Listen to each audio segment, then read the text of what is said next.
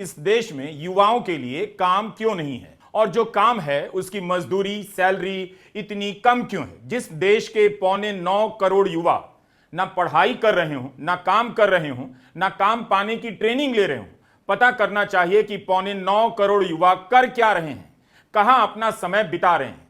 क्या ये वही युवा हैं जो किसी ना किसी बहाने धार्मिक यात्राओं में बजने वाले डीजे के पीछे नाच रहे हैं? क्या ये वही युवा हैं जो इस देश से अब हर तरह की उम्मीद छोड़ चुके हैं और ड्रग्स जैसे नशे के शिकार हो रहे हैं, मानसिक परेशानियों से घिरते जा रहे हैं? यह कोई मामूली संख्या नहीं है कि नीति आयोग ने अपनी रिपोर्ट में छाप दी और आप भूल गए।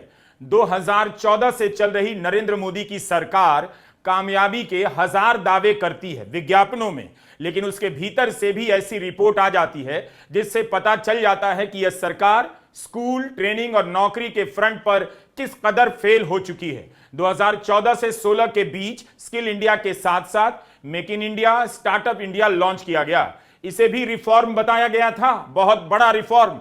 अब नीति आयोग फिर से रिफॉर्म की बात कर रहा है। पहले रिफॉर्म का क्या नतीजा निकला किसी को पता नहीं।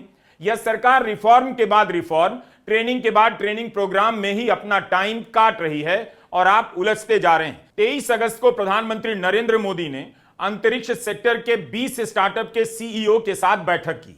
भारत सरकार 2,12,000 से अधिक स्टार्टअप को मान्यता देती है, उनमें से 20 स्टार्टअप को कामयाबी के तौर पर पेश करने का कोई मतलब नहीं, खासकर तब जब संसद में मोदी सरकार के ही वाणिज्य राज्य मंत्री जितिन प्रसाद बता चुके हैं कि 6,789 स्टार्टअप योजनाएं जिन्हें सरकार मान्यता देती है बंद हो चुकी हैं। आपका ध्यान इन सवालों पर क्यों नहीं जाता है?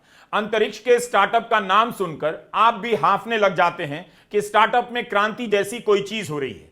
क्या ऐसा कुछ हुआ है? बाहर से आने वाला निवेश ही न्यूनतम स्तर पर है, तो प्रधानमंत्री नरेंद्र मोदी किस बाहर की बात कर रहे हैं, जहां के लोग भारत की कामयाबी के आकर्षण से खींचते हुए यहां चले आएंगे? मैं समझता हूं कि हमें ऐसा एक ऑरा खड़ा कर देना चाहिए कि इस फील्ड में दुनिया भर के लोगों को एक जिंदगी बनानी है तो हिंदुस्तान जाओ, भारत की कोई स्टार्टअप से जुड़ जाओ, भारत की कोई स्पेस एजेंसी से जुड़ जाओ। मैं पक्का मानता हूं जी, पूरा टैलेंट पूल जो है एक मैग्नेट की तरह आपके कारण हम खींच सकते हैं और वो हमारी एक बहुत बड़ी ताकत बन सकती है। गंभीरता के मामले में इस तरह की बैठकों का कोई मुकाबला नहीं, लेकिन सीधे प्रधानमंत्री के मातहत आने वाला अंतरिक्ष मंत्रालय क्या प्रदर्शन कर रहा है, उसमें कितनी बेहतरी आई है, रोजगार के कितने अवसर पैदा हुए हैं, जरा पता कीजिए। इसरो ने फैसला किया है कि रॉकेट बनाने के काम को खुद नहीं करेगा, प्राइवेट सेक्टर करेगा। ऐसा फैसला क्यों करना पड़ा और किसके लिए?